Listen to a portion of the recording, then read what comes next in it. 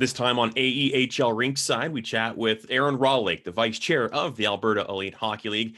Aaron, obviously not the season anyone was expecting or hoping for, I guess, but how proud are you of the way your teams and everyone involved handled this past situation? Well, Troy, first off, thanks for having me. We're extremely proud of everyone. The effort they put in to try and make some sort of a hockey season.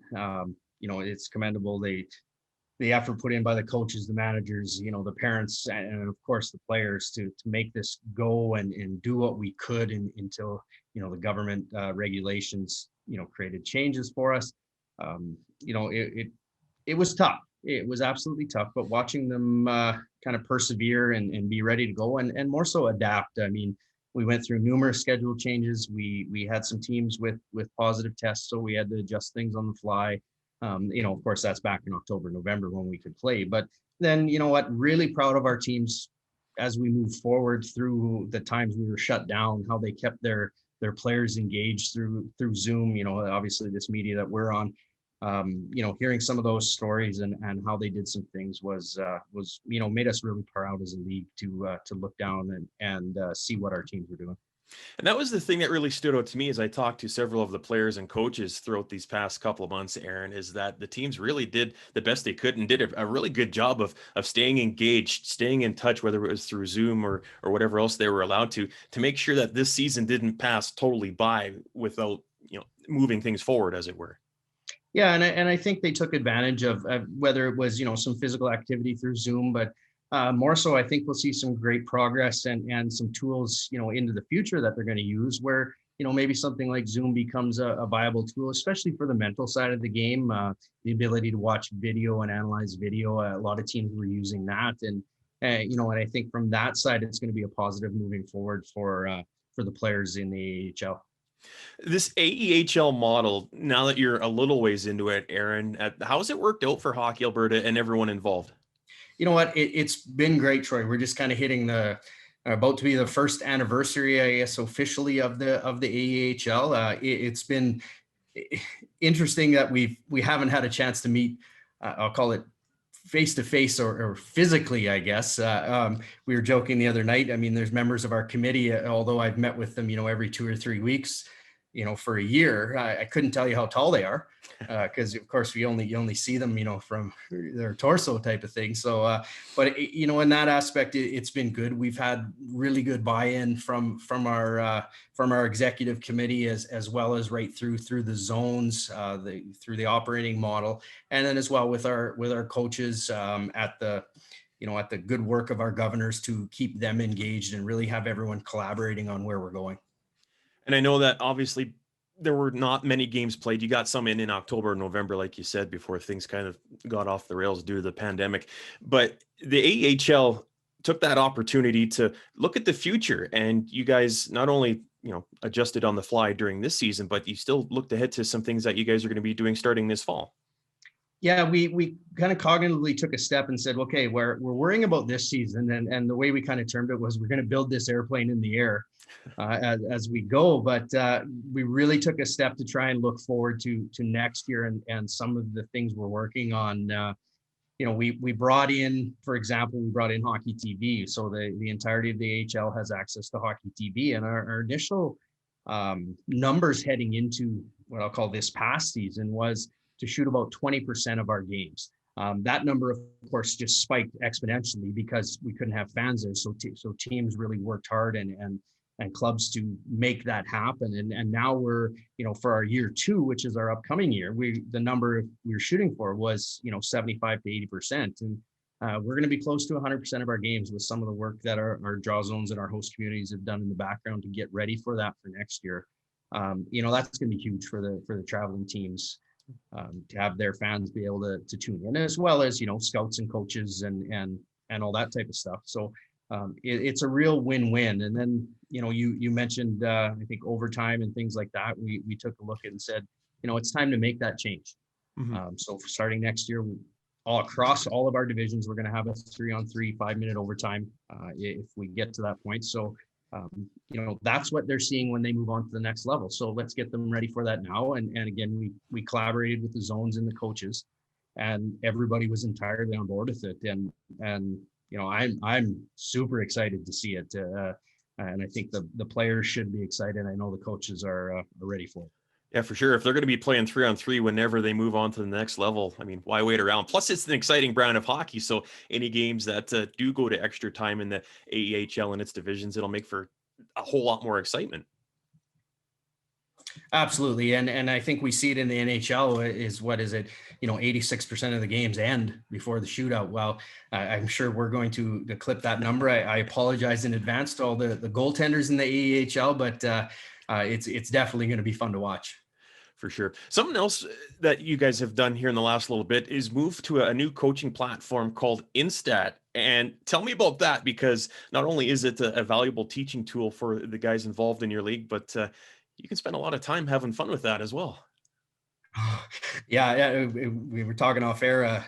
Rabbit holes can be gone down if you're in this program, but in a nutshell, Instat's tied in, so it'll take the video from Hockey TV, and within 12 hours they turn around a statistical analysis as well as splice the video. So, for example, Troy, if I guess be a while ago, but if you're a player in the U18 division, you can go in and you'll have your password. You can search yourself up and you can see all of your shifts separate. You can see puck battles, you can see passes, it's kind of endless to how you set the parameters, and coaches can do the same. And the really, really crazy thing about it is Instat is such a large group in terms of what they cover, that coaches can use it to say, for example, I need you peeling off, to go to the sidewall on this play.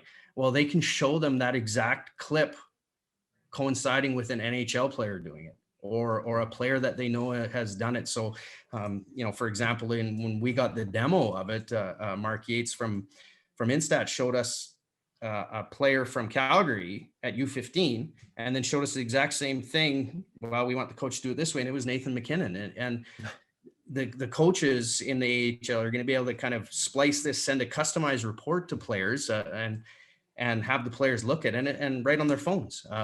You can watch, you can pre-stat the team you're playing, look at your history, what's upcoming. I mean, it's endless, and it will be as good as the coach using it. And I think the coaches will get up on board. We had Jack Redlick from St. Albert, who's used it extensively, talk to us about how he used it with his team, even through the minimal number of games we had. And it was astonishing. Cool. So we're really excited to have that across the AHL for all the teams to have access to, distribute it to their players, as well as, then you can create scouting packages, send those off. And I'll use St. Albert as an example. Again, they moved 9 guys to junior A hockey based off of 4 hockey games, because they were instatted out, sent out the packages, and those players are participating right now in major junior or junior A. That's incredible. Obviously, during the times that we're in, not easy to get that kind of exposure, but using technology to your advantage. And again, case in point, 9 guys off 1 team. That's pretty outstanding stuff, and a credit to what your league can offer your players moving forward, eh? Absolutely. And we're excited about it. And it's just great to see how these platforms all, mesh together, between Hockey Tech with the live statting during the game, right through Hockey TV and the video, right into Instat, where it just creates so many avenues for learning and development and progression of our players. And you know what, not just our players, because officials are going to be able to use it to go in and look and create learning experiences for them, as well as coach development. We've had managers talk about how they've, during the downtime here, tasked their coaches with, with ways to learn using the Instat and video from other leagues. Very cool. We talked about the changes you have coming up moving forward with overtime, going to the 3-on-3, but also you mentioned off mic some other changes you guys are looking at in terms of your schedule for the next season. Aaron, why don't you touch on a little bit about that and what the AEHL has in store? Yeah, we're just going through the process right now, but the framework's in place where we're just finalizing exact numbers of games, but we're going to see an increase in games at the U18 level, somewhere between 36, 38 games. U16 will say roughly 34 to 36, and U15 will fall about the same number, that 36 or 34 to 36. So we're excited to increase the number of games at the U18 level. We feel it can work with the playoff structure and how things will happen. So that'll get unveiled here right quick. The that note has already been given out to the draw zones and the clubs. So they know it's coming. We wanted to help them be able to budget for next year and do their planning at this point. So, it's going to be exciting to see that change, especially at the U18 level, to really get them a higher number of games to get those guys ready for that step to junior A or major junior. For sure. Yeah. And another example of how, as you guys move forward with this whole thing, tweaking things based on feedback and what you guys think will end up being the best for players as this AEHL moves forward. Looks like you guys are very open to doing stuff like that.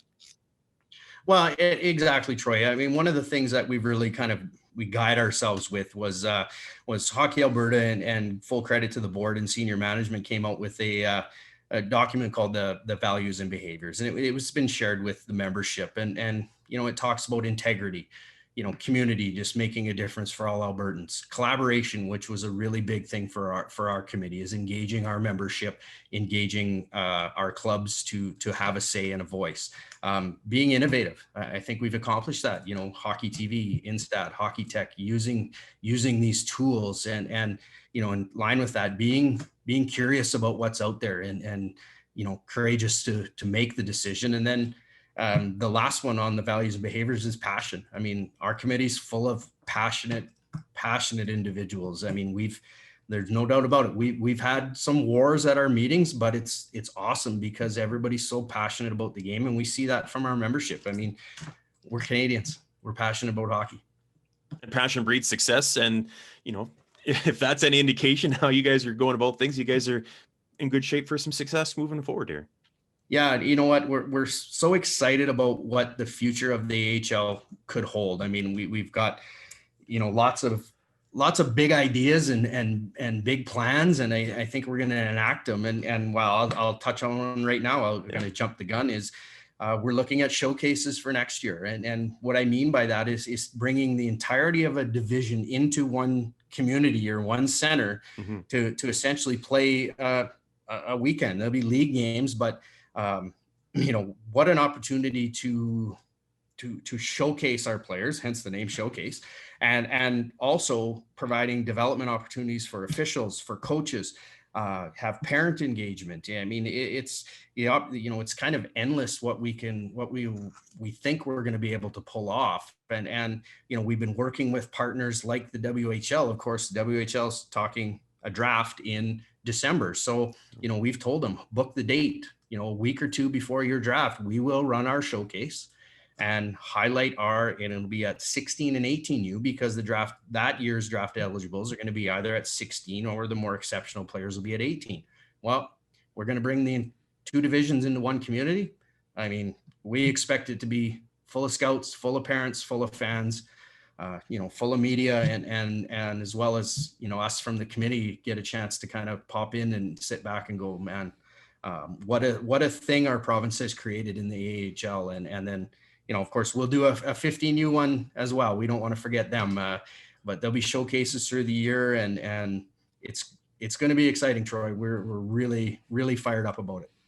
As you should be. Anything like that's new and fresh for your league and can give these players a chance to showcase and do what they do best in front of the people that they're trying to impress as they continue their hockey careers moving forward. That's a lot of fun, and hopefully that all comes together into fruition here the next few months, and we'll have something to look forward to by the end of the year.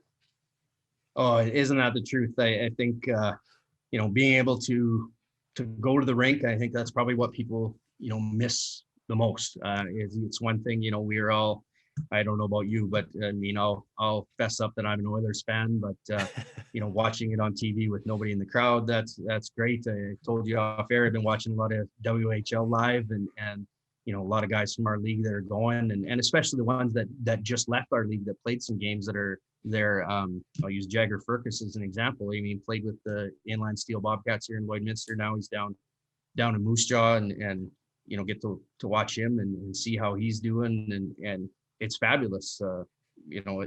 but it would sure be nice to watch it in person. And I'm looking forward to getting back to seeing some 15, 16, 18 games. And, we miss it. We miss it. For sure. Well, in the meantime, you guys have done a great job at keeping the league going, finding some innovative ways to keep everyone engaged this year, and already looking ahead at innovations for next year. So, Aaron, a big credit to you and your team and all the teams in the AEHL. And thanks very much for doing this. I'm assuming we'll catch up in the fall and see how things are going with the Alberta Elite Hockey League. Absolutely. I think it's been a few years since we've seen each other face to face, or I guess in real life, or IRL as my kid would call it. So hopefully we can catch you live at the rink soon, Troy. That'd be fabulous. You betcha. Aaron, thanks for this. Anytime.